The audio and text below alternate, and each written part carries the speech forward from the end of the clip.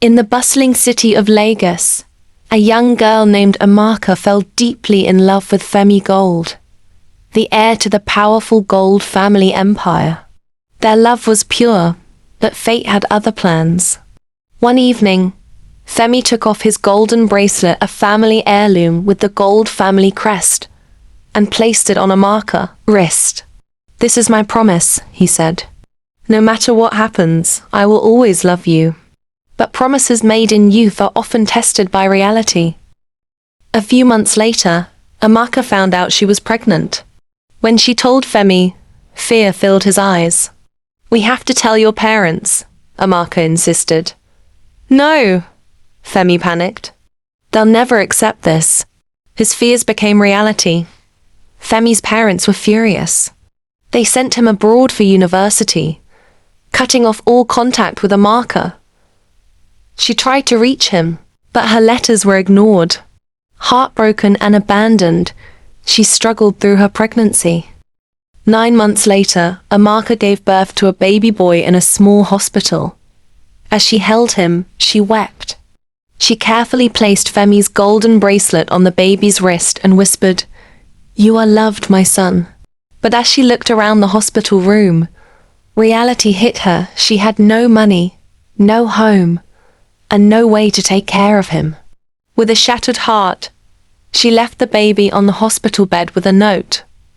"His name is Chidi. Please take care of him." Then she walked away, never looking back. Chidi was adopted by Mr. and Mrs. Okonkwo, a couple who seemed kind at first. But as he grew older, he was treated like a houseboy. "Chidi, sweep the compound. Chidi, wash the plates. Chidi, if you don't finish your work, you will sleep outside." They never let him go to school. He was always hungry, always tired, always lonely. One day, while cleaning the storehouse, he found an old box. Inside, there was a baby blanket with his name stitched on it and a golden bracelet with a strange logo. Curious, he showed it to Mrs. Okonkwo. Her face turned pale. "Where did you get this?" she asked, snatching the bracelet. "I just found it," Chidi said. "You are not allowed to touch things that don't belong to you," she snapped. That night, Chidi lay awake, feeling something was wrong. Who was he really? Meanwhile, Femi Gold had become a successful billionaire. He married Adawara, a beautiful woman, but they had been married for 10 years without a child. Doctors found nothing wrong with Adawara, but no matter what they tried, Femi couldn't have children. One day, a traditional priest visited Femi's mansion. "You are cursed," the priest said. "Cursed? How?" Femi asked. "A girl you abandoned in your youth, her tears have blocked your destiny to have another child." Femi's heart pounded. Amaka, could this be true? Desperate, he hired private investigators to find her. One fateful afternoon, Chidi, now 16 years old, was running an errand for the Okonkwos when he crossed a busy road. At that moment, a black SUV sped toward him. Bam! Chidi fell to the ground. Everything went dark. Inside the car, Femi Gold rushed out in shock. "Take him to the hospital! Now!" Femi ordered. At the hospital, as the doctors worked to save Chidi, a nurse noticed something unusual, a golden bracelet on his wrist. She gasped. "Sir, look at this!" Femi's hands shook as he recognized the Gold family crest on the bracelet. A deep sense of déjà vu filled him. Could this boy be? Determined to know the truth, Femi ordered a DNA test. A day later, the results came back. 99.9% match. Femi staggered backward, gripping the paper. "This boy, he's my son." Tears streamed down his face. The child he had lost, the child he never knew, had been right in front of him all along. He rushed to Amaka, who was selling food by the roadside. When she saw him, she nearly dropped the tray in her hands. "Femi?" she gasped. "Why didn't you tell me?" he asked.